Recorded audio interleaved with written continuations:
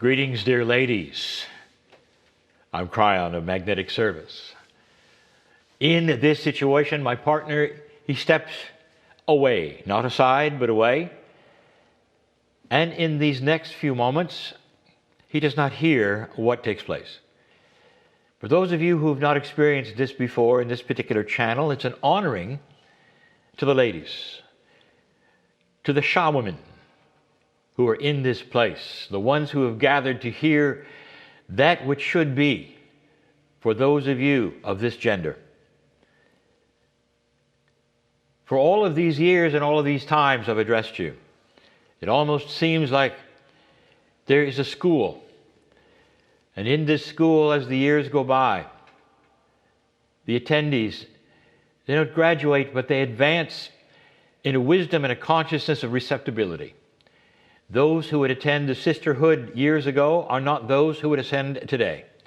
There's a quickening that is occurring, especially among the women. And this is as we have predicted and as we have told you. Because the Akash starts to ring. It's more than just a ringing of remembrance. It is a coming of age, you might say. When you sit alone, ladies, can you not feel it? That there's something you're here for, that perhaps goes beyond that which is everyday life, which is the family and all the things that are taking place right now. There's something you're here for that is grander and that is greater, and you feel it. And it is very difficult to describe to anyone but a feminine energy who might have been part of that which you call Lemurian. What it is an enhanced intuition that has always spoken to you in a certain way. It may bring you to a meeting like this, to listen, to look, to see if you resound to anything here. You won't resound to the 3D, my dear ladies. You resound to something that is completely and totally above that, another reality which is occurring at the same time, which you might remember not as a meeting, but as an energy of camaraderie, again, of Sha womanship, if I can use the word, of a coming together of wisdom, a meeting of a circle of wisdom, not a circle of women, a circle of wisdom. And what does that wisdom have for you today? Well, as Meli Ha would say, these are different times. Right now, a time that no one expected, something that was not necessarily seen in this fashion. There were those who said, well, something is coming, I feel it. But they couldn't tell you that it would be like this. For this is new. The world is not necessarily in trouble, dear ones. It has simply stopped. And when it regains again its momentum, as Meli Ha said, there will be shifts and changes and decisions. But let's talk about right this minute. What happens when everyone is told to stay home? Now I speak mainly for those who have given those instructions, and most of the countries who would listen have been. Stay home. Stay out of the streets and do not be with others. Who bears the brunt of this, I ask you, worldwide, when you tell everyone to go home and shut the door? The answer is the women, of course. And you fall into several categories. The first one would be those who live alone, who said, well, it's just the same for me. I just have to go shopping a little differently. But it's basically the same. But that's not all of you, not at all.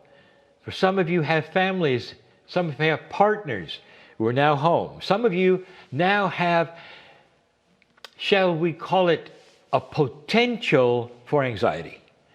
And the anxiety would be that which you see in your partner if a job is being lost, your friends perhaps, if a job is being lost. Worry of whether things will return to the same way. It's about the reality of existence, and the women are bearing the burden. The children come home and they stay home, and what does the women do with that? Well, first of all, there's no going outside anymore, and so now you're inventing things for them to do. Not only that, suddenly you're going to homeschool them for a while. That's a burden. It falls upon the women, not the men. Many times the women are the ones who have to take up the slack when the men come home and they don't know what to do because they're always going away. And that includes the kitchen. And so now you become the cook and the bottle washer and the teacher and the schooler and the one who has to play the games with everyone. It falls upon the women. It does, and you know it does. That's where you are. So what do you do right now that might be different than what you thought? I am going to challenge each one of you to go to a place in the future which is 7 to 8 months from now, when things are back to a semblance of order and normal and you can breathe. The anxiety and the problems have sorted themselves out. So now you know what is there and the problems are gone.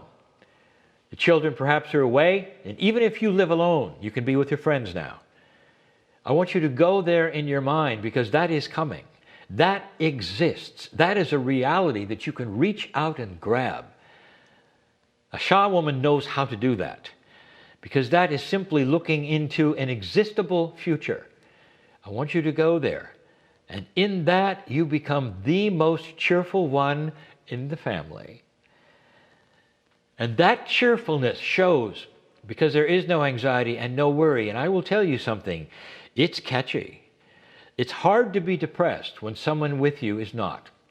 It really truly is. If they're depressed as well, then it doubles the depression.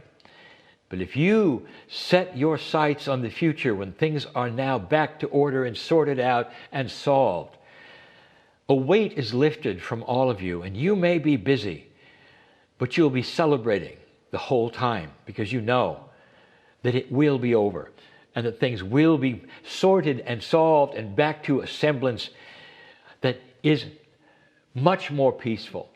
If you go there now, you'll be the only one who does. It falls upon the women then to settle out what I would call the atmosphere of compassion, of friendliness, of happiness, of normalness, of sameness in the family. This is the challenge that you know how to do. You've been trained for this, and you don't really think so. You don't really, you say, well, I don't remember that. It's not in my Akash. Perhaps it was another time. These are the things that come out, that pop out. You may not remember being a woman in Lemuria, but you'll remember how to do this. And as soon as you begin to do it, and you see the reaction to the family or those around you, and they look at you oddly and say, what are you on? What has taken place? What's different? You can breathe a sigh of relief and say, I know things are going to be good, and I'm celebrating today. Will you celebrate with me? Can you go there with me? You become what a shaman is, the leader of consciousness for your group. It falls on the women, doesn't it? It falls on you to make it work, to make it happen. And then, of course, to clean up after everything when it's done. It falls upon the women. Spirit knows where you are, knows who you are, knows what you face. So many are different. Different countries, different situations. But all of you have this equipment in order to go to a place to create peace that wasn't there before, and a family that will look at you and say, we know you're different. Something has changed. Thank you for this. Thank you for this, as they smile. And they become less depressed, and they feel that there's hope because you emit it and you send it and you transmit it, because that's what a shaman woman is trained for. That's who you are. I want you to take that on and think about it as you leave this meeting a little later today. This is the message for the day. Difficult times, but not forever. And so it is.